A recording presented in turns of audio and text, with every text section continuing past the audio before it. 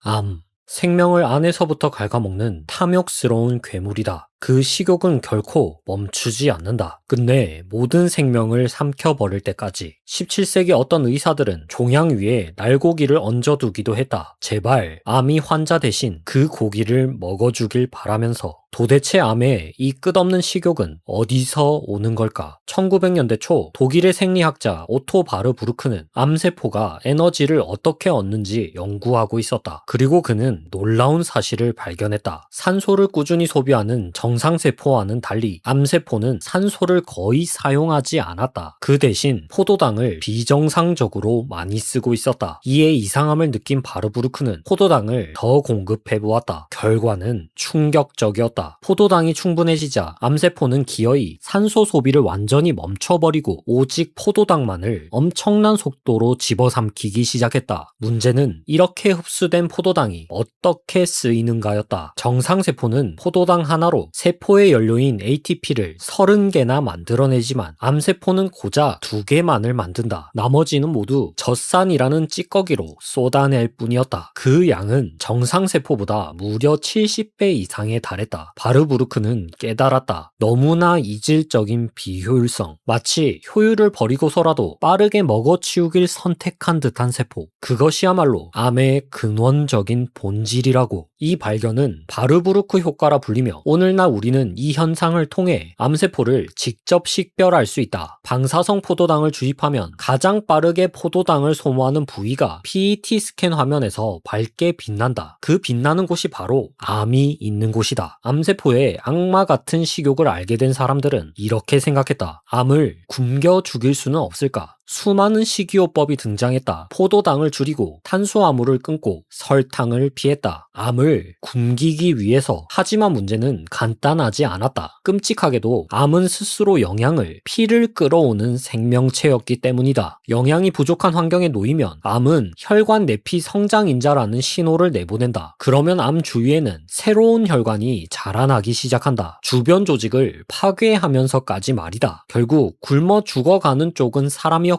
암은 끝내 굶지 않았다. 그렇다면 암을 굶길 방법은 정말 없는 걸까? 2000년대 초 과학자들은 PET 스캔을 분석하던 중 이상한 현상을 발견했다. 일부 성인의 목과 척추 근처에서 마치 불이 붙은 듯한 격렬한 포도당 소모 신호가 나타난 것이다. 근육세포도 암세포도 아니었다. 놀랍게도 그 정체는 갈색 지방이었다. 사람 몸에는 2가지 지방이 있다. 에너지를 저장하는 흰 지방, 그리고 에너지를 태워 열을 내는 갈색 지방. 갈색 지방은 스스로 체온을 유지하기 어려운 신생아에게 풍부하지만 성인이 되면 사라진다고 여겨져 왔다. 그러나 성인에게도 갈색 지방이 존재했고 추운 환경에서 몸을 따뜻하게 하기 위해 에너지를 빠르게 태우고 있었던 것이다. 2021년 스웨덴 카롤린스카 연구소의 연구팀은 실험지를 이용해 갈색 지방이 암에 어떤 영향을 주는지 관찰했다. 결과는 놀라웠다. 갈색 지방이 활발히 작동할수록 암세포의 포도당 흡수가 급격히 줄어들었던 것이다. 약 3주 동안 암의 성장이 80% 이상 감소했고 실험지의 생존율은 2배 이상 높아졌다. 더 놀라운 점은 이 현상이 사람에게도 확인되었다는 것이다. 호지킨 림프종 환자를 대상으로 한 관찰에서도 같은 결과가 나타났다. 갈색 지방이 활성화되자 종양의 포도당 소비가 실제로 감소한 것이다. 비록 단 한 명의 환자를 대상으로 한 사례였지만 이는 갈색 지방을 이용해 암을 굶길 수 있겠다는 가능성을 처음으로 직접 확인한 순간이었다. 그러나 치명적인 문제가 하나 있었다. 갈색 지방은 약 16도 이하의 낮은 온도에서만 활성화된다는 점이었다. 환자가 계속 추운 환경에 있을 수는 없는 노릇이었다. 과학자들은 생각했다. 온도에 상관없이 작동하는 새로운 지방을 만들어내자고. 2025년 2월 미국 캘리포니아대 샌프란시스코 연구팀이 네이처 바이오테크놀로지에 발표한 논문. 연구팀은 일반적인 흰 지방세포를 갈색 지방처럼 행동하도록 만들었다. 크리스퍼 유전자 편집 기술을 이용해 연료 소비 스위치 유전자 UCP1, PGC1알파, PRDM16을 강제로 활성화시킨 것이다. 그 결과 흰색 지방은 완전히 다른 세포로 변했다. 세포 안에서는 미토콘드리아가 폭발적으로 늘어났고 열을 내는 단백질이 빠르게 생성되었다. 에너지를 저장하던 조직이 스스로 연료를 태우는 조직으로 바뀐 시킨 것이다. 연구팀은 이 세포를 베이지 지방이라 불렀다. 여기서 끝이 아니다. 연구팀은 이 베이지 지방을 실험지에 암세포 주변에 이식했다. 암세포와 베이지 지방을 경쟁시킨 것이다. 그리고 3주 후 충격적인 결과가 나타났다. 왕성하게 성장하던 종양의 크기가 절반 이하로 줄어든 것이다. 베이지 지방은 엄청난 속도로 포도당을 흡수하고 태워버리고 있었다. 에너지원이 고갈되자 암은 더 이상 자라지 못했다. 그것들은 분명 굶고 있었다. 실제 사람에게서 얻은 조직으로 진행한 실험에서도 결과는 같았다. 무엇보다도 이 기술이 아름다운 이유는 그 자연스러움에 있다. 체내에서 쉽게 얻을 수 있는 지방을 단지 그 역할만 바꿔 다시 몸속으로 돌려준 것뿐이다. 연구팀은 이 방식을 생체세포 치료라고 부른다. 이제 과학자들은 이를 실제 치료로 발전시키기 위해 연구를 이어가고 있다. 물론 우리는 알고 있다. 매번 이런 연구가 나올 때마다 사람들은 잠시 희망을 품지만 대부분 몇 년 뒤엔 조용히 사라져 버린다는 걸. 이번엔 가능할까? 결국 또 사라지는 건 아닐까? 그런 회의는 어쩌면 너무나 자연스러운 일이다. 우리가 이미 수많은 실패를 봐왔기 때문이다. 그러나 우리는 또 알고 있다. 수많은 실험이 무너지고 논문이 잊혀지고 평생을 연구한 연구자가 사라지더라도 그들이 걸어온 길은 결코 사라지지 않는다는 걸. 그리고 여기 그 길의 끝에서 새로운 답을 찾는 사람들이 있다. 우리는 분명 암을 굶겨 죽이게 될 것이다. 그들이 포기하지 않는 한, 그리고